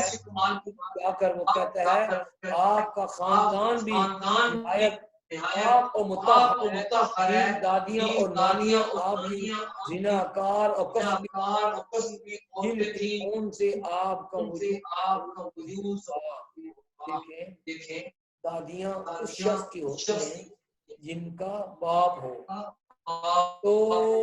تو جب اللہ پاک نے عیسیٰ علیہ السلام کو بغیر باپ کے پیدا کیا ہے تو پھر آپ کی دادی جو ہے وہ کیسے ہو سکتی ہے؟ یہ بہت بڑی تہمت ہے، بہت بڑا الزام ہے حضرت عیسیٰ علیہ السلام پر اور آپ کی والدہ پر، آپ کی دادیاں بنا کر ان پر اور آپ کی نانیوں پر۔ 5ویں وجہ کفر وہ ہے حضرت عیسیٰ علیہ السلام اور دیگر انبیاء خصوصاً نبی اکرم صلی اللہ علیہ وسلم کی مرزا قادیانی نے توہین کی ہے۔ چنانچہ مرزا کہتا ہے خدا تعالیٰ نے حضرت صلی اللہ علیہ وسلم کے چھپانے کے لیے ایک ایسی ذلیل جگہ تجویز کی جو نہایت متعفن اور تنگ اور تاریک اور حشرات الارض کی نجاست کی جگہ تھی۔ یہ کتاب ہے تحفہ گولڑویہ، صفحہ نمبر 70، روحانی خزائن جلد نمبر 17، صفحہ نمبر 205۔ اور آگے سنیں، یہ تو آیت شاید پہلے ہم پڑھ چکے۔ مرزا قادیانی اسی کتاب میں یعنی تحفہ گولڑوی میں کہتا ہے محمد الرسول اللہ والذین معہ اشداء علی الکفار رحماء بینہم، کہتا ہے اس وحی میں میرا نام محمد رکھا گیا اور رسول بھی۔ تو یہ سورت فتح کی جو آیت ہے مرزا قادیانی پر نازل ہوئی یا حضرت محمد صلی اللہ علیہ وسلم پر؟ ہم یہ سمجھتے ہیں کہ مرزا قادیانی اس آیت کو اپنی طرف منسوب کر کے حضور علیہ السلام کی بڑی سخت قسم کی وہ توہین کر رہا ہے۔ اگلا حوالہ یہ جو محمد رسول اللہ والا ہے، یہ تو کتاب ہے ایک غلطی کا ازالہ، صفحہ نمبر 3، روحانی خزائن جلد نمبر 18، صفحہ نمبر 207۔ اور اس سے آگے مجموعی طور پر جو انبیاء علیہ السلام کی وہ توہین کرتا ہے، کہتا ہے میں آدم ہوں، میں نوح ہوں، میں ابراہیم ہوں، میں اسحاق ہوں، میں یعقوب ہوں، میں اسماعیل ہوں، میں موسیٰ ہوں، میں داؤد ہوں، میں عیسیٰ ابن مریم ہوں، میں محمد صلی اللہ علیہ وسلم ہوں۔ نعوذ باللہ من ذالک۔ تتمہ حقیقت الوحی، صفحہ نمبر 251، روحانی خزائن جلد نمبر 22، صفحہ نمبر 521۔ رات محترم، وقت چونکہ بہت ہی زیادہ گزر رہا ہے اور یہ تو اس بات پر بہت سارے حوالہ جات ہیں کہ مرزا قادیانی نے کیسے کیسے انبیاء علیہ السلام کی توہین کی ہے۔ چند ایک حوالے میں نے آپ کے سامنے پیش کیے۔ مرزا قادیانی کے کفر کی چھٹی وجہ بھی ہم نے بیان کی تھی کہ وہ حضرت عیسیٰ علیہ السلام کے معجزات کا انکار کرتا ہے۔ ایک حوالہ مرزا قادیانی کہتا ہے عیسائیوں نے بہت سے آپ کے معجزات لکھے ہیں، مگر حق بات یہ ہے کہ آپ سے کوئی معجزہ نہیں ہوا۔ زمیمہ انجام آتھم حاشیہ صفحہ نمبر 6، روحانی خزائن جلد نمبر 11 صفحہ نمبر 290۔ حضرت عیسیٰ علیہ السلام کے معجزات اللہ رب العزت نے قرآن پاک میں بیان فرمائے ہیں، اور اس میں وہ پرندوں کو مٹی کے پرندے بنا کر ان کو پھونک مار کے ان کو اڑانا، اور اسی طریقے سے وہ بیماروں کو ان کو دم کرنا، ان کا صحت یاب ہو جانا۔ مختلف صورتوں میں اللہ تعالیٰ نے ان معجزات کو بیان کیا ہے، لیکن مرزا غلام احمد قادیانی حضرت عیسیٰ علیہ السلام کے ان معجزات کا جو ہے وہ انکار کر رہا ہے۔ تو یہ بھی مرزا قادیانی کے کفر ہونے کی بہت بڑی، کافر ہونے کی بہت بڑی جو ہے یہ دلیل ہے۔ آخری جو بات ہے وہ ہم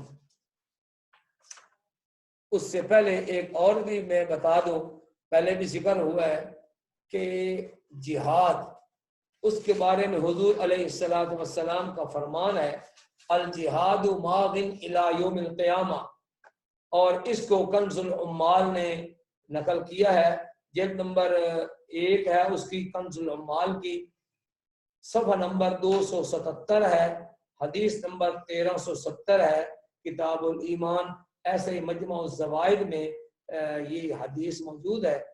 مسلمانوں کا یہ عقیدہ ہے کہ جہاد قیامت تک جو ہے وہ جاری رہے گا۔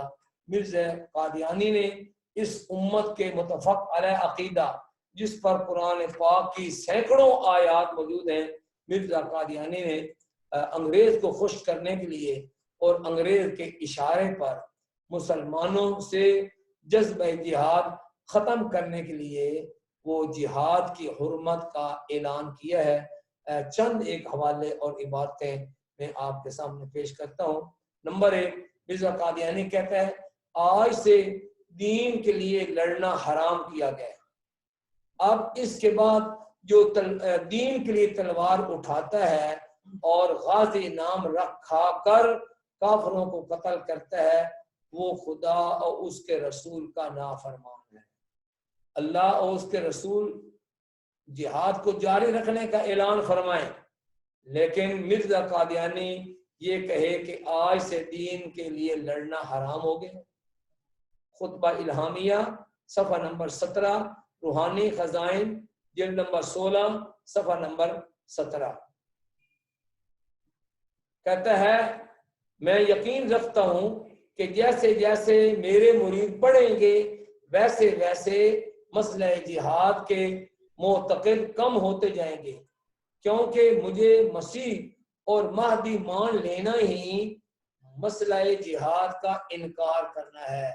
گویا مرزا قادیانی کو لایا گیا ہے جہاد کا انکار کرانے کے لیے، مسلمانوں کے ذہنوں سے جہاد والا کنسیپٹ ختم کرانے کے لیے۔ وہی بات جو میں نے تحریک احمدیت کے حوالے سے آپ کو بتائی ہے، یہ وہی چیز نکل آئی کہ مرزا قادیانی کو جیسے اس نے اپنے مجموعہ اشتہارات میں تسلیم کیا ہے کہ میں انگریز کا خود کاشتہ پودا ہوں، اور اس کی کاشت اس لیے کی گئی کہ جہاد کی حرمت کا اعلان کیا جائے۔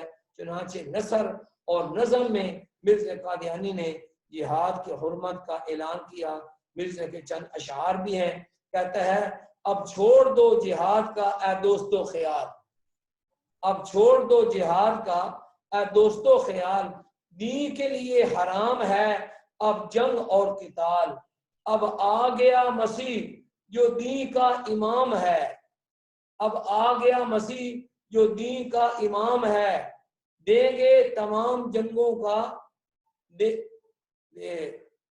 دین کے تمام جنگوں کا اب اختتام ہے، دین کے تمام جنگوں کا اب اختتام ہے، یعنی اب دین کے لیے جنگیں کرنے اب ختم ہو چکی۔ کہتا ہے اب آسمان سے نور خدا کا نزول ہے، اب جنگ اور جہاد کا فتویٰ فضول ہے، دشمن ہے وہ خدا کا جو کرتا ہے اب جہاد، منکر نبی کا ہے جو یہ رکھتا ہے اعتقاد، یعنی جو جہاد کا اعتقاد رکھتا ہے مرزا قادیانی کے نزدیک وہ گویا وہ شخص نبی کا منکر ہو گیا۔ مرزا قادیانی کے نزدیک وہ نبی کا صحیح ماننے والا وہی ہے جو گویا جہاد کا انکار کر دے۔ یہ کتاب ہے سمیمہ تحفہ گولڈویہ، صفحہ نمبر 42، روحانی خزائن جلد نمبر 17، صفحہ نمبر 77 و 78۔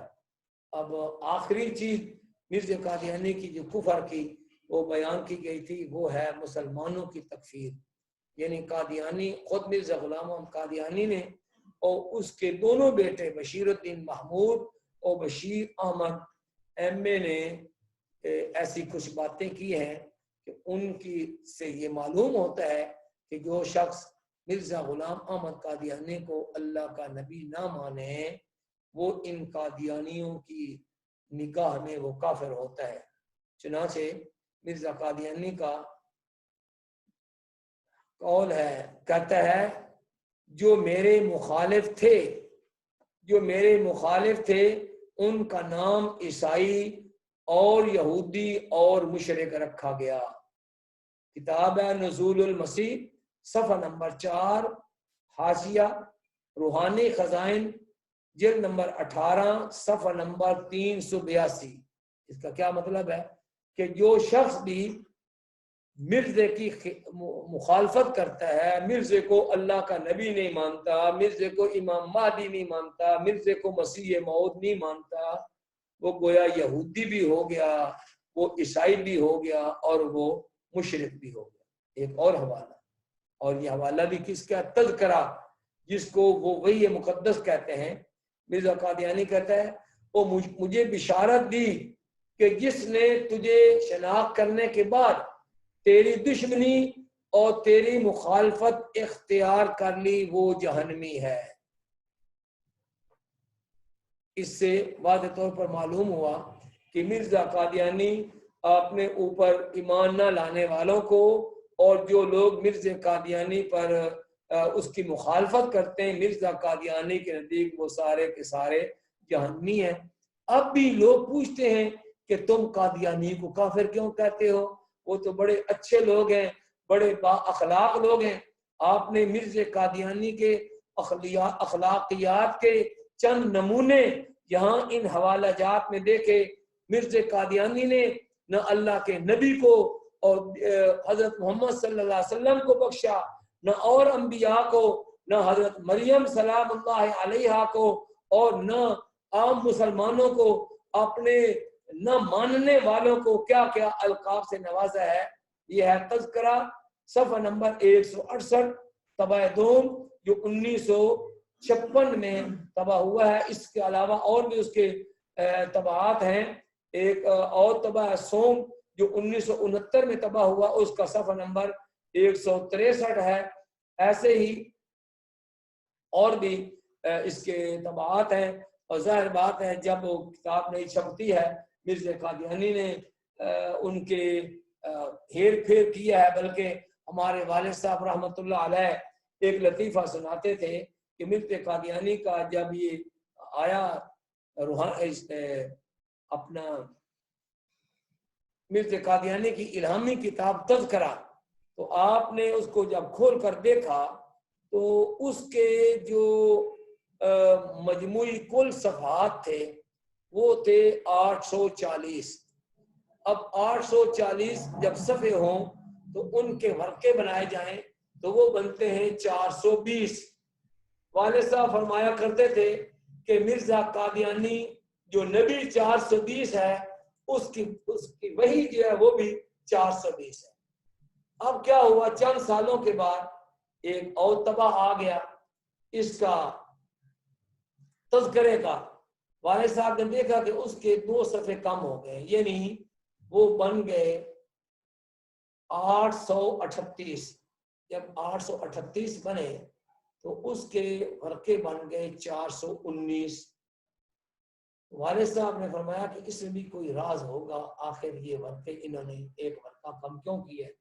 والد صاحب رحمۃ اللہ علیہ فرماتے تھے کہ ہمارے جامع عربیہ کے سامنے خانہ صدر ہوتا تھا، اب بھی وہیں پر موجود ہے، میں وہاں گیا تو قانون کی کتاب جو ہے وہ دیکھی، تو میں نے کھانے والوں سے پوچھا بھائی وہ آپ دکھاؤ کہ دفعات جو ہیں ان میں دفعہ نمبر 419 کیا ہوتا ہے؟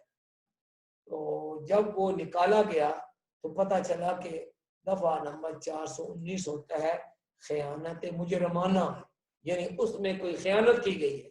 جب اس نئے ایڈیشن کو دیکھا گیا تو اس میں کئی قسم کی خیانتیں کی گئی تھیں، پہلی جو عبارتیں پہلے اس طبع میں تھے پہلے والے میں، اب وہ آنے والے نئے ایڈیشن میں وہ چیزیں نہیں تھی تو وہ خیانت بھی کی گئی۔ بہرحال یہ ان کی الہامی کتاب ہے تذکرہ، تو مرزا قادیانی کہتا ہے مجھے بشارت دی گئی ہے کہ جس نے تجھے شناخت کرنے کے بعد، یعنی ان کو پتہ چل گیا ہے کہ یہ مرزا غلام احمد قادیانی ہے اور اس یہ دعاوی ہیں، اگر وہ پھر بھی تیری دشمن ہے تو وہ سارے کے سارے کیا ہے جہنمی۔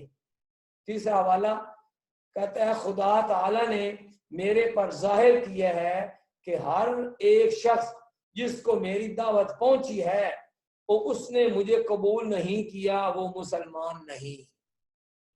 یہ بھی تذکرہ صفحہ نمبر 600 ہے، طبع دوم ہے۔ اب یہ تو 3 حوالے ہیں مرزا قادیانی کی اپنی کتابوں کے۔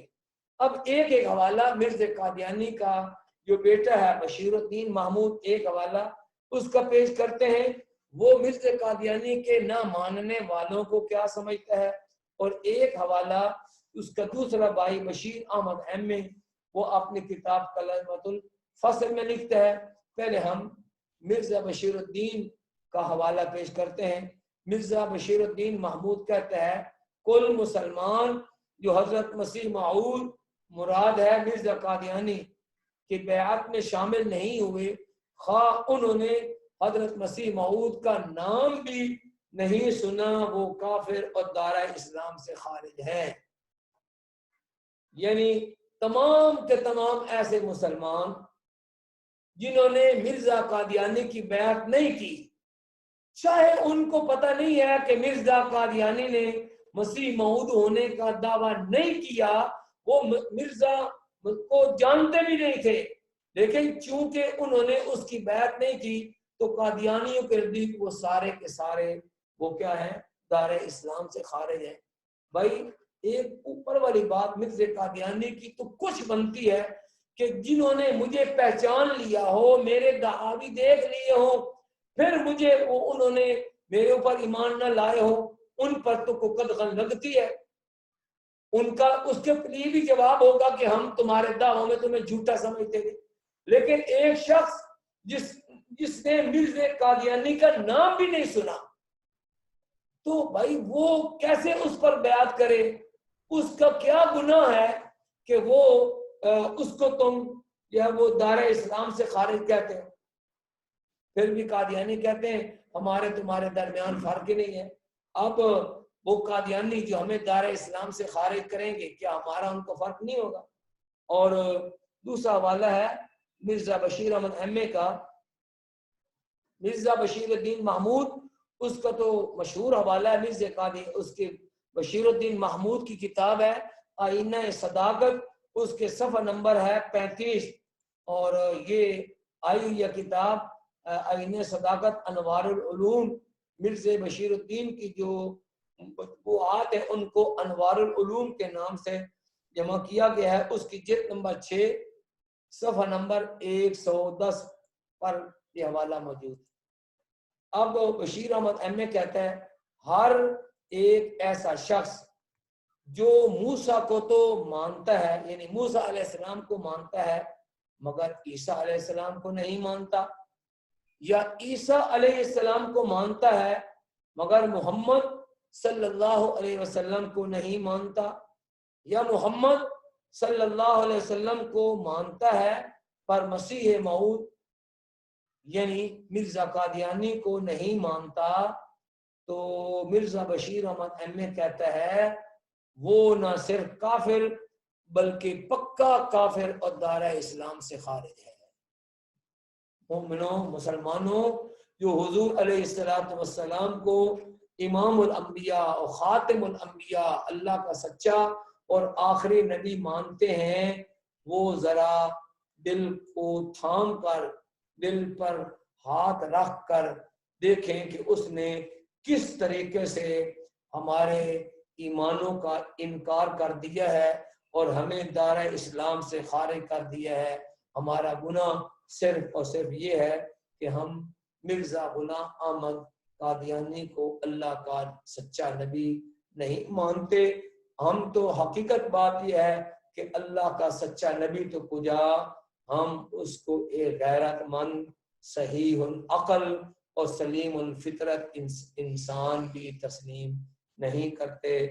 دوستوں، بزرگوں، بہنوں اور بھائیوں، ہم نے یہ چند دنوں میں مرزا قادیانی کے وہ عقائد جو مسلمانوں سے بالکل یا مختلف ہیں اور مسلمانوں سے ان کے تضاد موجود ہیں، مسلمانوں کے ان کے خلاف جو ہے جو عقائد ہیں وہ بھی بیان کیے، اور سلف صالحین نے حضور علیہ السلام کی ختم نبوت کے جو منکرین ہیں ان کے بارے میں جو ارشادات بیان فرمائے ہیں ان کا ہم نے تذکرہ کیا ہے۔ حقیقت بات تو یہ ہے کہ اس اجلت میں ان سارے حوالہ جات کو جو ہے وہ پیش نہیں کیا جا سکتا، نہ ان پر جو ہے وہ سیر حاصل باس ہو سکتی ہے، لیکن ہم نے یہ سمجھا کہ کرونا وائرس کی وجہ سے چونکہ اجتماع جو ہے وہ سارے ان پر پابندی لگا دی گئی ہے، تو ایسا نہ ہو کہ ختم نبوت کے عقیدہ کو بیان کرنے میں ہماری غیر حاضری لگ جائے۔ اس لیے حاضری لگانے کے لیے اور اللہ کے دربار میں سرخ روئی حاصل کرنے کے لیے اور سادہ لوگ مسلمانوں کو آگاہ کرنے کے لیے جو کہ قادیانیوں کے اس فتنے سے ناواقف ہیں اور ان کے چنگل میں آ جاتے ہیں یا ان کو مختلف ہیلوں اور بہانوں سے وہ گمراہ کرنے کی کوشش کرتے ہیں، میں نے کوشش کی ہے کہ چیدہ حوالہ جات وہ جو ہے وہ ہم آپ کے سامنے پیش کر دیں۔ اگر یہ جو چند حوالہ جات جو ہے وہ پیش کیے گئے ہیں، یہ حوالہ جات جو ہم نے پیش کیے ہیں، اگر ان کو سامنے رکھ کر اس 15 روزہ کورس میں جو باقی حوالہ جات ہیں اور قادیانیوں کے ایک ایک اعتراض کا ایک ایک جواب میں 6 جوابات دیے گئے ہیں، ان کو آپ پڑھیں گے تو انشاءاللہ شرح صدر کے ساتھ آپ اس پر آپ کا ایمان بن جائے گا کہ حضور علیہ السلام کے بعد کوئی شخص بھی جو نبوت کا دعویٰ کرے گا، کیسا ہو، کہیں کا ہو، وہ دجال اور کذاب تو ہو سکتا ہے لیکن اللہ کا سچا نبی نہیں ہو سکتا۔ ہم نے اپنے جو اسباق ہیں ان کو یوٹیوب کے اوپر رکھ دیا ہے، اس لیے مکمل حوالہ جات دیکھنے کے لیے ہمارے یوٹیوب چینل جو ہے اس پر ہمارے اسباق کو دیکھ لیں۔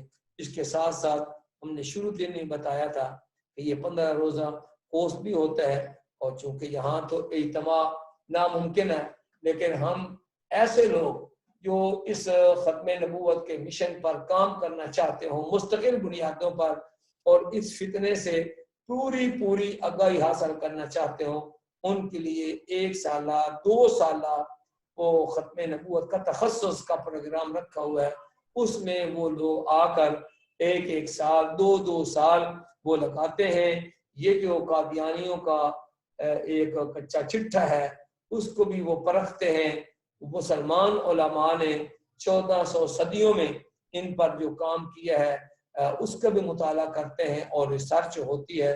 تو میں آج کے اور اس اختتامی سبق میں یہ بھی دعوت دوں گا ان علماء کرام کو کہ جو دین کے مختلف شعبوں پر کام کر رہے ہیں، جیسے میں نے شروع میں عرض کیا تھا وہ علامہ انور شاہ کشمیری رحمۃ اللہ تعالی علیہ کا قول پیش کیا تھا کہ اس صدی کا سب سے خطرناک فتنہ وہ فتنہ قادیانیت ہے، مسلمانوں کو اس کے پھیلاؤ سے بچانے کے لیے، مسلمانوں کے ایمان کا تحفظ کرنے کے لیے اپنا تن من دھن قربان کر دینا چاہیے۔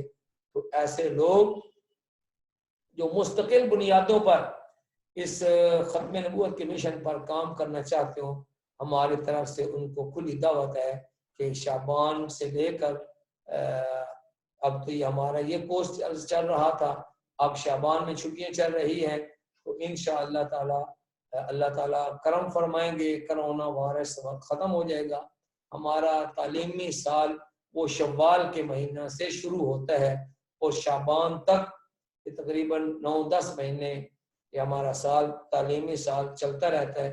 اس دوران علماء کرام ہمارے پاس تشریف لے آئیں، پورا 1 سال یا 2 سال وہ وقف کریں، انشاءاللہ بالتفصیل ان کو اس پر سیر حاصل، ان کو معلومات فراہم کی جائیں گی اور وہ خود بھی اس پر ریسرچ کریں گے، مطالعہ کریں گے۔ اللہ تعالیٰ مجھے اور سارے دنیا کے لوگوں کو قادیانی فتنہ سے اجتناب کرنے کی، اس سے بچنے کی، اور دوسرے لوگوں کو اس دجالی فتنے سے باز رہنے کے لیے ان کی رہنمائی کرنے کے لیے اللہ تعالیٰ ہمیں اس کی توفیق عطا فرمائے۔ اور یہ ہم نے جو ٹوٹی پھوٹی خدمت کی ہے، اللہ تعالیٰ اس کو اپنی بارگاہ میں قبول فرمائے۔ وآخر دعوانا ان الحمد للہ رب